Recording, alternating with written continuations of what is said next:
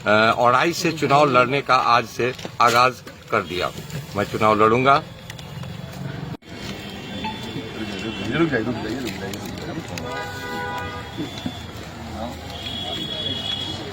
बचावे वाला बात हार्दिक शुभकामनाएं, बधाई। और ये रमजान का पाक महीना है और ईद का आगमन है। आपको एडवांस में ही ईद की मुबारक। और ये सही हर्षोल्लास के साथ ये पर्व हम लोग का मने, यही मेरी दुआ आप लोगों से कामना है सबों से। और आज इस कार्यक्रम के माध्यम से मैं आप लोग के माध्यम से और इस कार्यक्रम के माध्यम से मैं औराई से चुनाव लड़ने का आज से आगाज कर दिया। मैं चुनाव लड़ूंगा। यही मेरी कोई दल भी चिन्हित है, कोई पार्टी? अभी अब यही चीज है कि आप लोग से हम निवेदन करेंगे कि आप लोग से हमको सहयोग में मार्गदर्शन चाहिए। समस्याएं अनेक है औराई में। सर, दल की बात हो रही है, कोई दल से आएंगे क्या? नहीं, अभी हम जनता के बीच में जाएंगे। जनता हमें अगर स्वीकारेगी तो कोई भी दल हमको स्वीकारेगा। किन मुद्दों को लेकर के औराई विधानसभा क्षेत्र में आप आना पसंद किए? मुद्दा तो अनेक है। मुद्दा तो अब हम गिनती नहीं करा सकते हैं, समय कम है, लेकिन अनेक मुद्दे हैं। लेकिन कुछ मूलभूत समस्या तो देखे होइएगा जिसके कारण आप औराई में कूद पड़े हैं। वर्षों से यह औराई जो है वो अपेक्षित रहा है। वर्षों से हम मतलब कि आपको ताजुब होगा या आप लोग सब लोग जानते हैं कि बड़े महान लोग यहाँ इसका प्रतिनिधित्व कर चुके हैं। उस समय ये स्थिति नहीं थी। बीच में बाढ़ की विकरालता हुई, सरकार की उदासीनता हुई या संसाधन की कमी जिसको कहिए, जिसकी वजह से औराई ये बदहाली पर चला आया। और कुछ जो उसके बाद जो जनप्रतिनिधि हुए वो अपने आप या जो भी हुए, मैं किसी को ये नहीं कहना चाहूँ, वो अपने आप को ही डेवलप करने में, अपने आप को विकसित करने में लगे रह गए। वो पहले औराई से अब देखे होइएगा कि ध्वजा बाबू थे, पांडव राव थे, स्वर्गीय गणेश प्रसाद सिंह थे, आपको ये राम बाबू सिंह थे, अनेक सारे लोग थे, लेकिन सबों ने कुछ न कुछ किया। इधर आकर के हुआ क्या कि खैर दुर्भाग्य कहिए कि बाढ़ की भी भीषणता थी, जिसके वजह से औराई काफी दंश झेला है। स्पेशली आप अगर मुजफ्फरपुर जिले में अगर आप देखें तो मुजफ्फरपुर जिले में 11 विधानसभा सबसे अपेक्षित औराई ही रह गया। पहले तो दुर्भाग्य था कि ये लोकसभा सीतामढ़ी लोकसभा से जुड़ा था, लेकिन बाद में कट के आया। फिर भी लोगों ने किसी ने उसके ऊपर मतलब ये ध्यान नहीं दिया।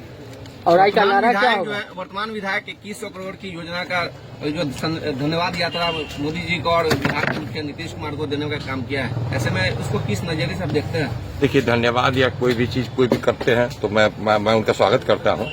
मैं स्वागत करता हूँ कि मतलब कि कम से कम निकले धन्यवाद के लिए।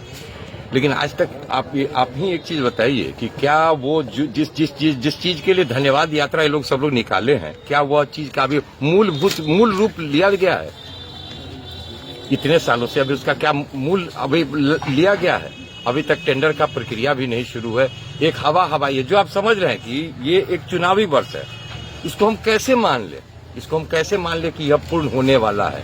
सब कुछ हम लोग देख रहे हैं कि प्रोजेक्टेड है, लेकिन वर्षों से प्रोजेक्टेड है। अभी तक पूर्ण तो अभी कोई एक काम नहीं शुरू है, टेंडर की भी प्रक्रिया नहीं शुरू है, तो कैसे मान ले कि हाँ अब आने वाले समय में इतना जल्दी पूर्ण हो जाएगा? अभी भी तो आश्वासन। चुनावी वर्ष में योजनाओं को गिनाया जा रहा है। यही तो दुर्भाग्य है। सब लोग योजना को गिना रहे हैं। और मतलब कि आप देख सकते हैं कि औराई जो मुख्यालय है, कटरा जो मुख्यालय है, औराई और कटरा दोनों ही जुड़ा हुआ है उससे। तो आप दोनों का स्थिति आप देख लीजिए, ये दोनों कितना दंश झेल रहे हैं। औराई चचरी मुक्त, विधायक हो, पूर्व विधायक हो या प्रतिनिधि, सभी लोग औराई में चचरी मुक्त क्यों चाह रहे हैं? ऐसा क्यों कि चुनाव वर्ष में ही चचरी मुक्त चाहिए उन्हें? चुनाव वर्ष में लोग को एक मुद्दा हो जाता है कि हम इतने साल से हैं, इसमें सबका दोष है। उसमें हम भी अपने आप को दोषी मानते हैं कि पूर्व में हम लोगों ने इस मुद्दे को उठाया नहीं, जिसकी वजह से सरकार जो है वो अपना चिर निद्रा में सोई हुई थी, उनको उससे कोई मतलब नहीं था। लेकिन जब अब चुनाव आया, हर साल जो चुनाव आता है तो उससे पहले कुछ न कुछ शुरुआत शुरू हो जाती है कि भाई चचरी मुक्त औराई, विद्यालय का भवन बनेगा औराई में, सड़कें बनेंगी औराई में, बनेंगी तो ये मतलब कि ये मार्च से मतलब जनवरी फरवरी मार्च से शुरू हो गया 25 में, जबकि अक्टूबर में चुनाव है। क्या ये उचित है? मार्च तो क्लोजिंग भी होती है ना। अब ये तो सब चीज आप लोग खुद जान रहे हैं। तो ये जब क्लोजिंग होती है तो इसके बाद भी तो प्रक्रिया है, और समझ लीजिए कि 2 ही महीना उसके बाद बचेगा, फिर बरसात का जो समय हो जाएगा तो काम बंद, जून के बाद काम बंद। आपको आने के बाद क्या चचरी मुक्त हो जाएगा औराई? हम यह आश्वस्त कर सकते हैं, कम से कम और कुछ करें चाहे नहीं करें, अगर यह सरकार अगर चिर निद्रा में रहे।